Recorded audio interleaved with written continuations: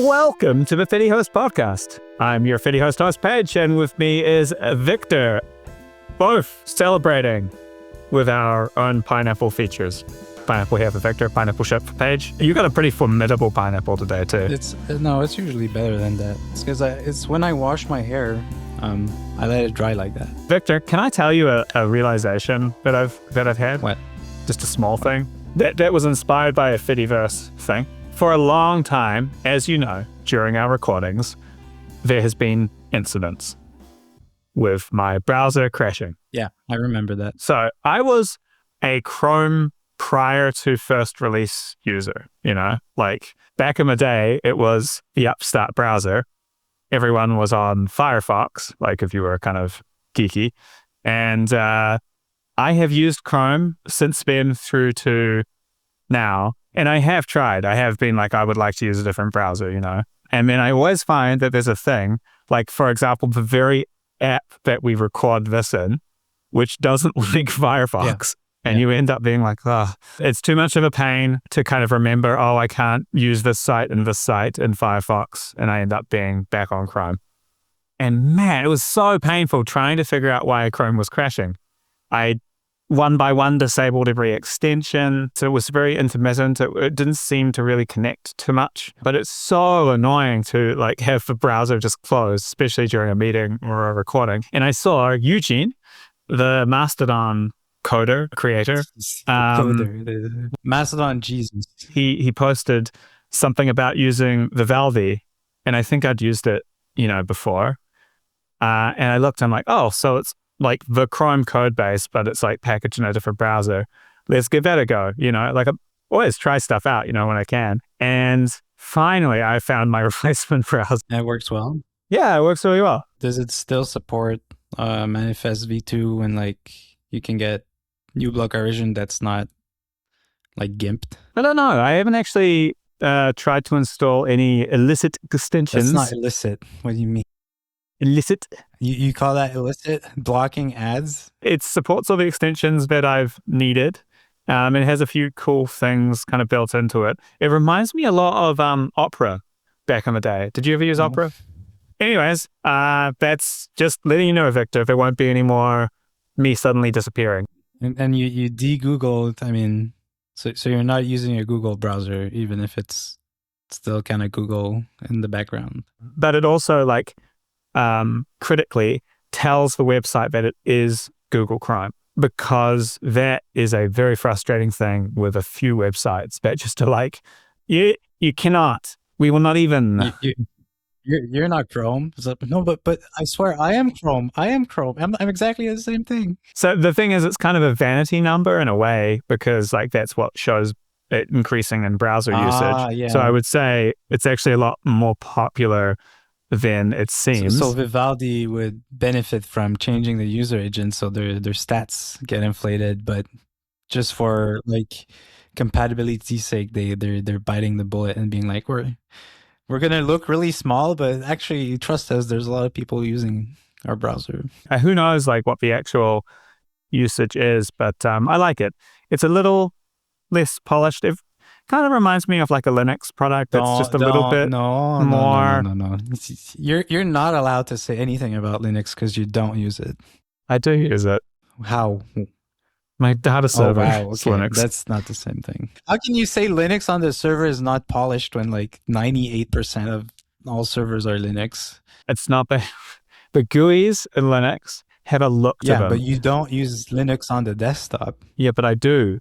And I'm talking about the UI. Okay. You use Linux desktop? Yeah, like my server, I have installed Linux with a GUI. Oh my God. Linux and that ecosystem has an aesthetic. It has that aesthetic. You should have a look. So what's you have Ubuntu? Is that it? You put Ubuntu on your server? I used to have Ubuntu and I swapped it out for like the KDE kind of flavor. So you're probably using KDE on your server? Because like when you say Linux, you're and the UX, you're talking about your desktop environment, and there's like a million, right? They're all different. Oh, sorry, I'm drifting away there. Sorry, Victor. What was that you're saying? You're generalizing Linux to things you don't understand. And you're like, oh, the Linux experience is gray. It's maybe the desktop environment you have installed is great, but it's really not how it works. Yeah, anyway, so generally been a good experience. Would recommend it. And if you use it, you'll find yourself feeling a familiarity with many uh, Linux desktop GUIs that you've seen in the Okay. past. You're going to find yourself being like, oh, these guys are those from their community. I like that answer better. It's a much better answer. It's almost like it was the answer I would give if you gave me a fucking chance to talk. Okay. All right, so today, Victor, I thought it would be kind of fun to talk about Shusha, the excitement of a second Canadian Fediverse-based event. So you may remember that last year, I went over to Vancouver to go to FediCon. Yeah. And we actually had been thinking for quite a while, like we should do a Fediverse event, like a bigger thing. Obviously, we've been running like activity and pub events. You know, went over there and was like, cool, this is fun. Like, it would be nice to do something like this in Montreal. Wasn't quite sure how to make it kind of a more Montreal kind of flavored event. But in talking to Philippe from Club, who is one of our customers. Customer and friend. You become friends where you make stuff together. Fediverse allies. With a Quebec and Coffee Fediverse. Yeah. So Club is building Club Pro is like a kind of a social media management suite. I think that's their core product. Yeah, and they are working on some other Fediverse stuff, and they wanted to have a launch event or something to kind of bring in politicians and the media and people who are like interested in this sort of stuff and be like, hey, this is cool, this is what we're doing. That meant, you know, renting a venue, and we wanted to do a event of some sort. Evan, who's in town, is like a really great asset to have as a person who can both be a speaker and also like talk to people and get people in as speakers to build something. And so the three of us are kind of informally at first, and now I guess kind of formally building this event. Fun fact about the venue, it's where I had my last Christmas party, like just before COVID hit. Initially, we were looking at this massive venue in Montreal's downtown. It would have been like hundreds of people. And I'm definitely more of a kind of tight, intimate sort of, you know, venue. I call it dissolve the stage. I kind of like to not have that separation between the crowd and performers. Finding like a much smaller, really awesome venue. I could add again to the venue. It's in an old bank. It's kind of cool. The green room's actually in a bank vault, which we went and gave a tour. That's cool. I got the tour and looked through. The day is kind of structured where you have technical people in the morning. You have a lot of kind of like the more stuff for people who have tech skills but maybe haven't moved on to the Fediverse. And in the afternoon, it's much more accessible. It's made to basically be like, yeah, that's where you can bring your friend along and they'll be given the instructions on how it works. The difference between this and other Fediverse things, to my knowledge, is that we're really focusing it on the accessible and like to everyone aspect, and for it to be a way to bring people on. It's Canadian, so it's focused also on digital sovereignty, which is really quite a big issue here at the moment. So some people might find it like, oh, you know, I'm really interested in like the protocol spec here and 11c dash da da da da da.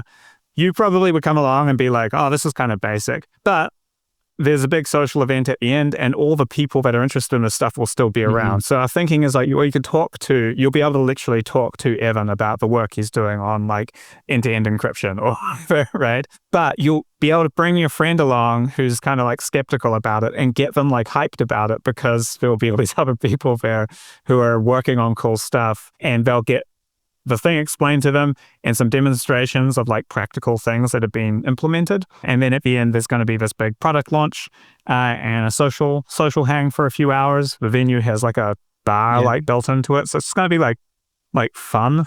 The Fediverse is a social thing, so the events should reflect that a little bit. Yeah, but you can check it out at Fedi FediMTL.ca. Speakers so far, Evan, I'm going to do a presentation. Julian from Node BB will be there. He was at FediCon and his presentation was really funny. Is he going to give the same one? I don't know, but he's got a good sense of humor, which I really liked. Christine as well, who was another co-author of the Activity Pub protocol. There's an in-person ticket option. There's a streaming ticket option, which is a little bit less if you can't make it to Montreal for the 24th. Also, one of the things I'm really excited about is Cory Doctorow, who's the writer of the book Enshittification and many others. He's actually Canadian, and he's going to be opening it at 9 a.m. He's actually in the UK at the moment, so he's going to be doing a remote in kind of Big Brother on the on the projector sort of a thing. So yeah, check out the website and you'll see who else has been announced. The number of tickets available is pretty limited. I would be surprised if this doesn't sell out. If you're watching this and you are able to get to Montreal for February the 24th, please grab the ticket. Don't want you to miss out. Very exciting. Victor's going to be there as well. Yes. You're going to do a presentation, Victor? On cheese. It's going to be such a long day.